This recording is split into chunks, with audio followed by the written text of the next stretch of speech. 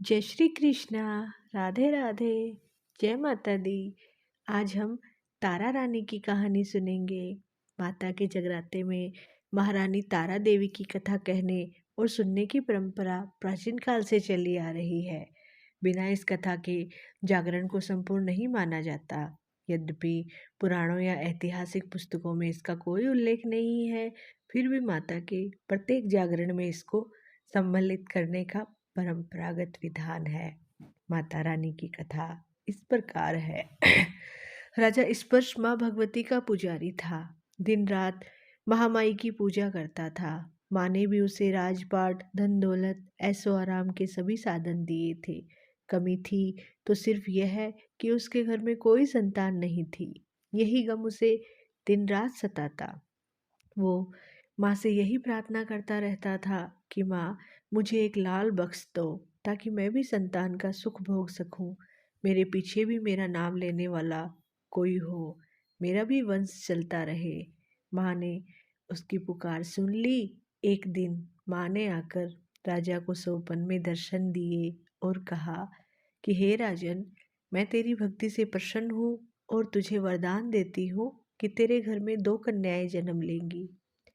कुछ समय के बाद राजा के घर में एक कन्या ने जन्म लिया।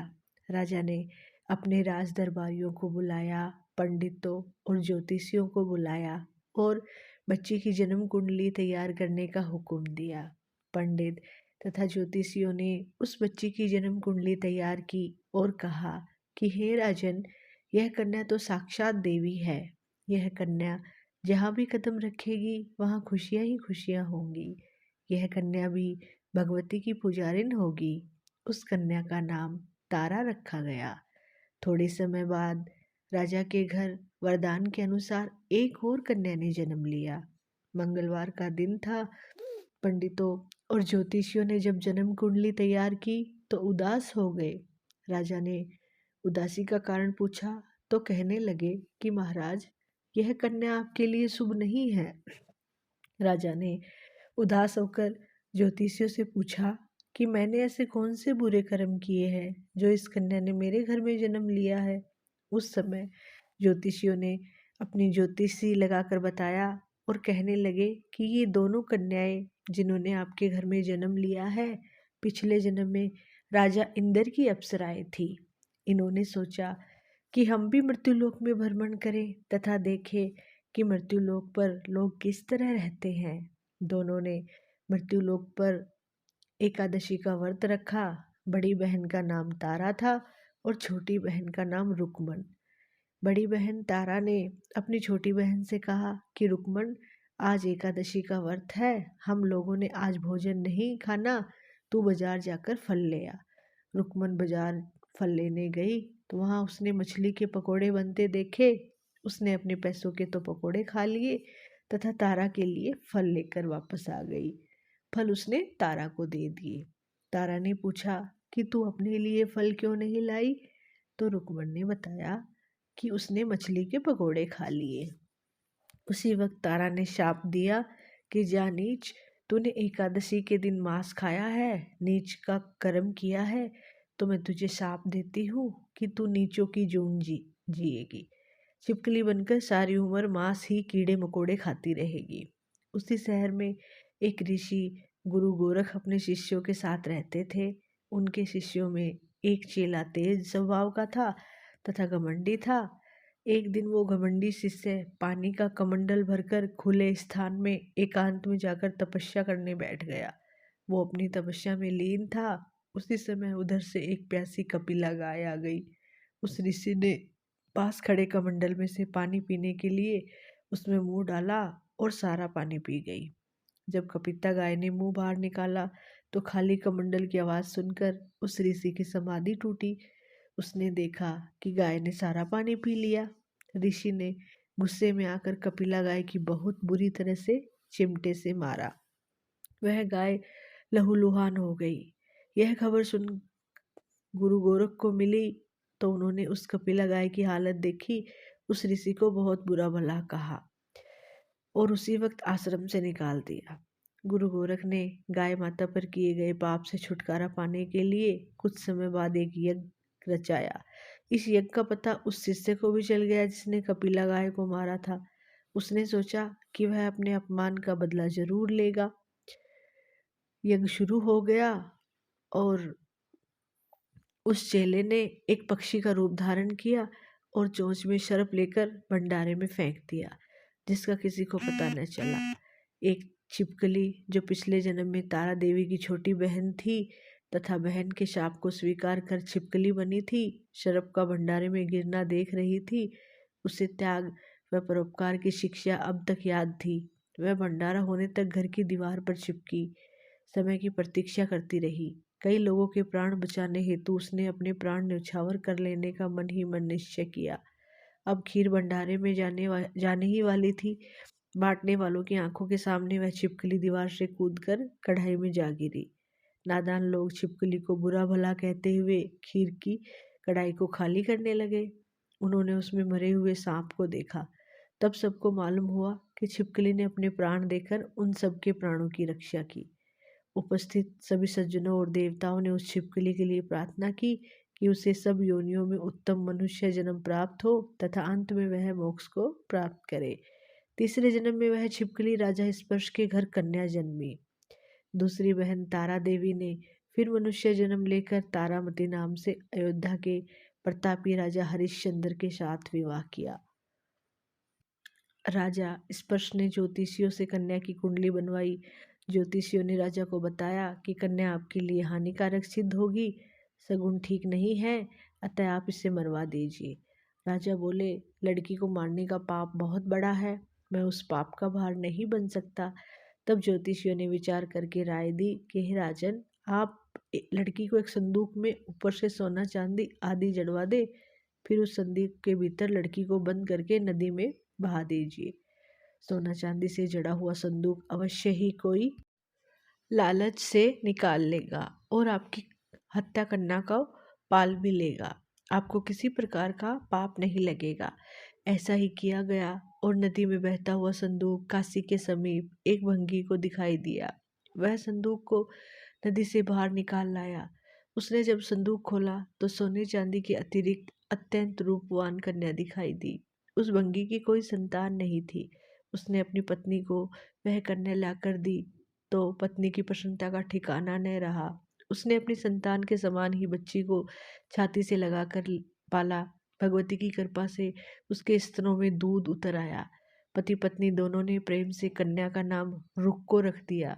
रुक्को बड़ी हुई, उसका विवाह हुआ। रुक्को की सास महाराज हरिश्चंद्र के घर साफ सफाई आदि का काम करने जाया करती थी। एक दिन वह बीमार हो गई तो रुक्को महाराज हरिश्चंद्र के घर काम करने के लिए पहुंच गई। महाराज की पत्नी तारामती ने जब रुक्को को देखा तो वह अपने पूर्व जन्म के पुण्य से उसे पहचान गई। तारामती ने रुक्को से कहा कि हे बहन, तुम मेरे यहाँ निकट बैठो। महारानी की बात सुनकर रुक्को बोली, रानी जी, मैं नीच जात की भंगन हूँ, भला मैं आपके पास कैसे बैठ सकती हूँ। तब तारामती ने कहा कि बहन, पूर्व जन्म में तुम मेरी सगी बहन थी। एकादशी का व्रत खंडित करने के कारण तुम्हें छिपकली की योनि में जाना पड़ा। जो होना था सो हो चुका। अब तुम इस जन्म को सुधारने का उपाय करो तथा भगवती वैष्णो माता की सेवा करके अपना जन्म सफल बनाओ। यह सुनकर रुक्को को बड़ी प्रसन्नता हुई और उसने उपाय पूछा। रानी ने बताया कि वैष्णो माता सब मनोरथों को पूरा करने वाली है। जो लोग श्रद्धापूर्वक माता का पूजन और जागरण करते हैं, उनकी सब मनोकामना पूर्ण होती है। रुक्को ने प्रसन्न होकर माता की मनोती करते हुए कहा कि हे माता, यदि आपकी कृपा से मुझे एक पुत्र प्राप्त हो गया तो मैं आपका पूजन और जागरण करवाऊंगी। माता ने प्रार्थना को स्वीकार कर लिया। फलस्वरूप 10वें महीने उसे गर्भ से एक सुंदर बालक ने जन्म लिया। परंतु दुर्भाग्यवश रुक्को को माता का पूजन जागरण कराने का ध्यान नहीं रहा। जब वह बालक 5 वर्ष का हुआ तो एक दिन उसे माता चेचक निकल आई। रुक्को दुखी होकर अपने पूर्व जन्म की बहन तारामती के पास आई और बच्चे की बीमारी का सब वृत्तांत सुनाया। तब तारामती ने कहा कि तू जरा ध्यान करके देख, तुझसे माता के पूजन में कोई भूल तो नहीं हुई। इस पर रुक्को को 6 वर्ष पहले की बात याद आई। उसने अपराध स्वीकार किया। उसने फिर मन से निश्चय किया कि बच्चे को आराम आने पर वो जागरण अवश्य करवाएगी। भगवती की कृपा से बच्चा दूसरे दिन ही ठीक हो गया। तब रुक्को ने देवी के मंदिर में जाकर पंडित से कहा कि आप मुझे अपने घर माता का जागरण करना है, आप मंगलवार को मेरे घर पधारे। पंडित जी बोले, रुक्को तू यही 5 रुपए दे जा, मैं तेरे नाम का मंदिर में जागरण करवा दूंगा। तू नीच जाति की स्त्री है, इसलिए हम तेरे घर आकर देवी का जागरण नहीं कर सकते। रुक्को ने कहा, पंडित जी माता के दरबार में ऊंच नीच का कोई विचार नहीं है, वे तो सब भक्तों पर समान रूप से कृपा करती हैं, अतः आपको कोई ऐतराज नहीं होना चाहिए। इस पर पंडित ने आपस में विचार करके कहा कि यदि महारानी तुम्हारे जागरण में पधारे तब तो हम भी स्वीकार कर लेंगे।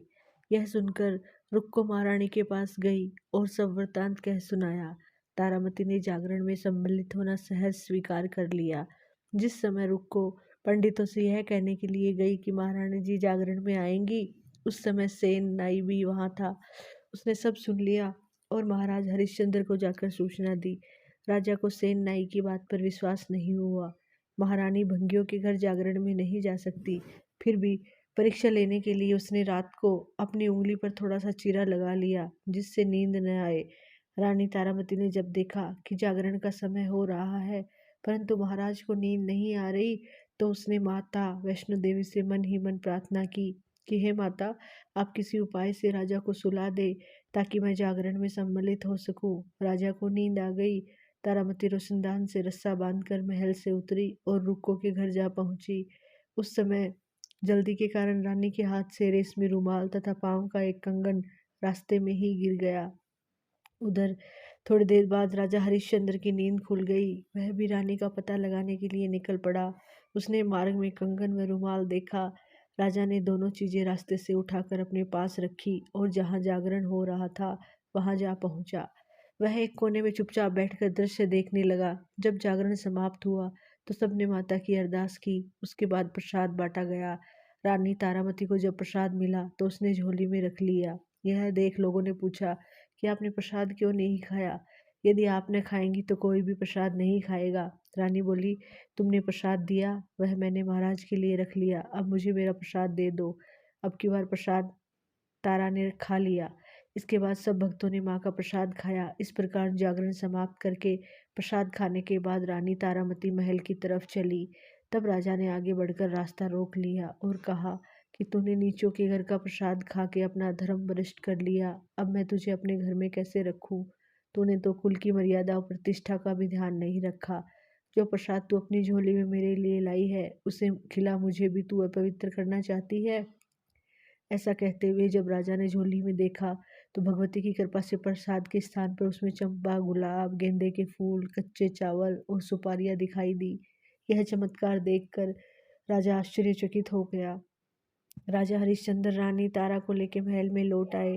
वहीं रानी ने ज्वाला मैया की शक्ति से बिना माचिस या चकमक पत्थर की सहायता से राजा को अग्नि प्रज्वलित करके दिखाई, जिसे देखकर राजा का आश्चर्य बढ़ गया। रानी बोली, प्रत्यक्ष दर्शन पाने के लिए बहुत बड़ा त्याग होना चाहिए। यदि आप अपने पुत्र रोहितास की बलि दे सके तो आपको दुर्गा देवी के प्रत्यक्ष दर्शन हो जाएंगे। राजा के मन में तो देवी की दर्शन की लगन हो गई थी। राजा ने पुत्र मोह त्याग कर रोहितास का सिर देवी को अर्पण कर दिया। ऐसी सच्ची श्रद्धा विश्वास देख दुर्गा माता ने सिंह पर सवार हो उसी समय प्रकट हो गई और राजा हरिश्चंद्र दर्शन करके कृतज्ञ हो गए। मरा हुआ पुत्र जीवित हो गया। चमत्कार देखकर राजा हरिश्चंद्र गदगद हो गए। उन्होंने विधि पूर्वक माता का पूजन करके अपराधों की क्षमा मांगी। इसके बाद सुखी रहने का आशीर्वाद दे माता अंतर्ध्यान हो गई। राजा ने तारा रानी की भक्ति की प्रशंसा करते हुए कहा, तारा, तुम्हारे आचरण से अति प्रसन्न हूँ। मेरे धन्य भाग जो तुम मुझे पत्नी के रूप में मिली हो। आयु पर्यंत सुख भोगने के बाद राजा हरिश्चंद्र, रानी तारा, रुक्मण भंगिनी तीनों ही मनुष्य योनि से छूटकर देवलोक को प्राप्त हुए। माता के जागरण में तारा रानी की कथा को जो मनुष्य भक्तिपूर्वक पढ़ता है या सुनता है उसकी सभी मनोकामनाएं पूर्ण होती हैं, सुख समृद्धि बढ़ती है, शत्रुओं का नाश होता है। इस कथा के बिना माता का जागरण पूरा नहीं माना जाता। बोलो साचे दरबार की जय हो। वैष्णो देवी मैया की जय हो।